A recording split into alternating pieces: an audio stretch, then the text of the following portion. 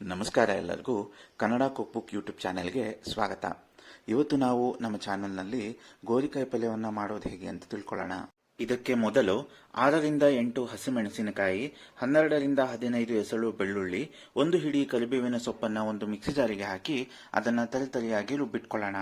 ಈ ಗೋರಿಕಾಯಿ ಪಲ್ಯವನ್ನ ಮಾಡೋದಕ್ಕೆ ಬೇಕಾಗಿರೋ ಸಾಮಗ್ರಿಗಳು: 1 ಬೌಲ್ ಗೋರಿಕಾಯಿ ಕ್ಲೀನ್ ಮಾಡಿ ಕಟ್ ಮಾಡಿಟ್ಕೊಂಡಿದ್ದು, 3 ಟೇಬಲ್ ಸ್ಪೂನ್ ಅಡುಗೆ ಎಣ್ಣೆ, 3/4 ಕಪ್ ಕಾಯಿ ತುರಿ, 1 ಟೇಬಲ್ ಸ್ಪೂನ್ ಕಡಲೆಬೇಳೆ, 1 ಹಿಡಿ ಕರಿಬೇವು, 1 ಟೇಬಲ್ ಸ್ಪೂನ್ ಉಪ್ಪು, 1 ಟೇಬಲ್ ಸ್ಪೂನ್ ಧನಿಯಾ ಪೌಡರ್, 1 ಟೀ ಸ್ಪೂನ್ ಸಾಸಿವೆ, 1/4 ಟೀ ಸ್ಪೂನ್ ಅರಿಶಿನ, 1 ದೊಡ್ಡ ಗಾತ್ರದ ಈರುಳ್ಳಿ ಕಟ್ ಮಾಡಿಟ್ಕೊಂಡಿದ್ದು ಹಾಗೂ ರುಬ್ಬಿಕೊಂಡ ಮಿಶ್ರಣ.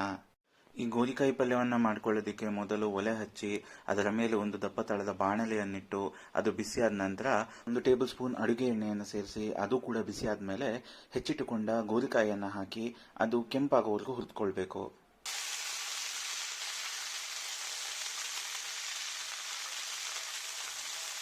ಹೀಗೆ ಗೋರಿಕಾಯಿಯನ್ನ ಗ್ಯಾಸ್ ಫ್ಲೇಮ್ ಹೈನಲ್ಲಿ ಇಟ್ಕೊಂಡು ಪೂರ್ತಿ ಕೆಂಪಾಗೋವರೆಗೂ ಹುರಿದುಕೊಂಡ ನಂತರ ಈ ಹುರಿದ ಗೋರಿಕಾಯಿಯನ್ನ ತೆಗೆದು ಸೈಡ್ನಲ್ಲಿ ಇಟ್ಕೊಳ್ಳೋಣ. ಈಗ ಈ ಪಲ್ಯಕ್ಕೆ ಒಗ್ಗರಣೆ ಹಾಕೊಳ್ಳೋದಕ್ಕೆ ಮೊದಲು ಗ್ಯಾಸ್ ಫ್ಲೇಮ್ ಅನ್ನ ಹಚ್ಚಿ ಅದರ ಮೇಲೆ ಮುಂಚೆ ಬಳಸಿದ ದಪ್ಪ ತಳದ ಬಾಣಲೆಯನ್ನಿಟ್ಟು ಅದಕ್ಕೆ 2 ಟೇಬಲ್ ಸ್ಪೂನ್ ಎಣ್ಣೆಯನ್ನು ಸೇರಿಸ್ಕೊಳ್ತಾ ಇದ್ದೇನೆ. ಎಣ್ಣೆ ಬಿಸಿಯಾದ ನಂತರ ಬಾಣಲೆಗೆ ಸಾಸಿವೆಯನ್ನು ಸೇರಿಸಿ ಅದನ್ನು ಸಿಡಿಸ್ಕೊಳ್ಳೋಣ. ಸಾಸಿವೆ ಸಿಡಿದ ನಂತರ ಬಾಣಲೆಗೆ 1 ಟೇಬಲ್ ಸ್ಪೂನ್ ಕಡಲೆಬೇಳೆಯನ್ನು ಸೇರಿಸಿಕೊಂಡು ಅದು ಕಂದು ಬಣ್ಣ ಬರೋವರೆಗೂ ಹುರಿದುಕೊಳ್ಬೇಕಾಗತ್ತೆ. ಈ ಇಡೀ ಪಲ್ಯವನ್ನ ಗ್ಯಾಸ್ ಫ್ಲೇಮ್ ಹೈನಲ್ಲೇ ಇಟ್ಟು ಮಾಡ್ಕೊಳ್ಬೇಕು. ಹೀಗೆ ಕಡಲೆಬೇಳೆ ಕಂದು ಬಣ್ಣ ಬಂದ ನಂತರ ಬಾಣಲೆಗೆ ಕರಿಬೇವನ್ನು ಸೇರಿಸಿಕೊಂಡು ಅದು ಗರಿಗರಿಯಾಗುವವರೆಗೂ ಹುರಿದುಕೊಳ್ಳೋಣ.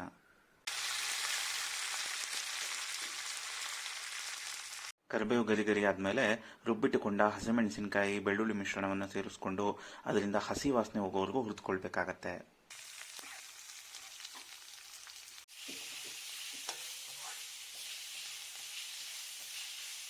ಹೀಗೆ ಬೆಳ್ಳುಳ್ಳಿ ಹಾಗೂ ಹಸಿಮೆಣಸಿನಕಾಯಿಯ ಘಾಟು ಪರಿಮಳ ಹೋದ್ಮೇಲೆ ಬಾಣಲಿಗೆ ಹೆಚ್ಚಿಟ್ಟುಕೊಂಡ ಈರುಳ್ಳಿಯನ್ನು ಸೇರಿಸಿಕೊಂಡು ಅದು ಕಂದು ಬಣ್ಣ ಬರೋವರೆಗೂ ಹುರಿದುಕೊಳ್ಬೇಕಾಗತ್ತೆ.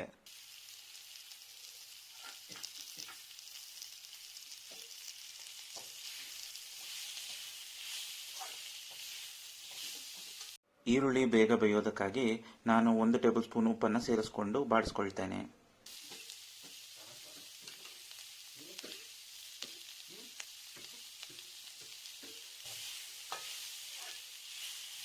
ಈಗ ಬಾಣಲೆಗೆ 1/4 ಟೀ ಸ್ಪೂನ್ ಅರಿಶಿಣವನ್ನು ಸೇರಿಸಿಕೊಂಡು ಬಾಡಿಸ್ಕೊಳ್ಬೇಕು.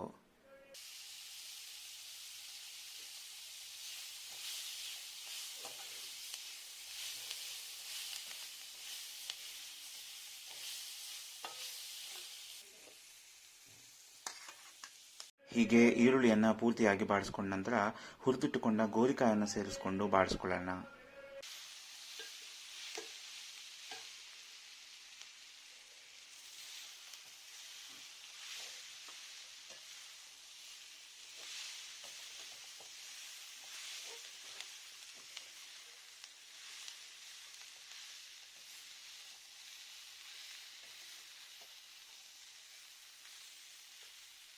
ಹೀಗೆ ಗೋರಿಕಾಯನ್ನು ಸೇರಿಸಿ ಬಾಡಿಸ್ಕೊಂಡ ನಂತರ ಬಾಣಲೆಗೆ ತುರಿದಿಟ್ಟುಕೊಂಡ ತೆಂಗಿನಕಾಯಿಯನ್ನ ಸೇರಿಸ್ಕೊಳ್ತಾ ಇದ್ದೇನೆ.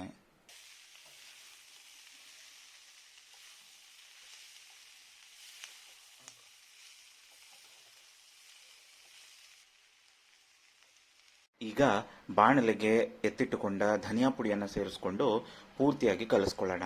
ನೆನಪಿನಲ್ಲಿಡಿ, ಗ್ಯಾಸ್ ಫ್ಲೇಮ್ ಹೈನಲ್ಲೇ ಇದೆ.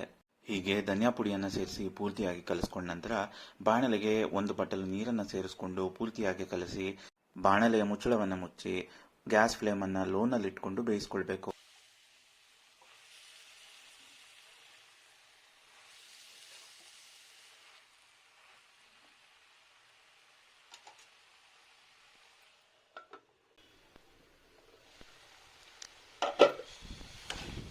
ಹೀಗೆ ಪೂರ್ತಿಯಾಗಿ ಬೇಯಿಸಿಕೊಂಡು ಒಮ್ಮೆ ಕಲಿಸ್ಕೊಂಡ್ರೆ ರುಚಿಯಾದ ಗೋರಿಕಾಯಿ ಪಲ್ಯ ತಿನ್ನೋದಕ್ಕೆ ರೆಡಿ.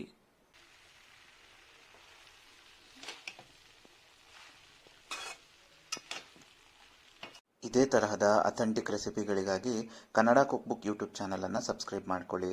ಧನ್ಯವಾದಗಳು.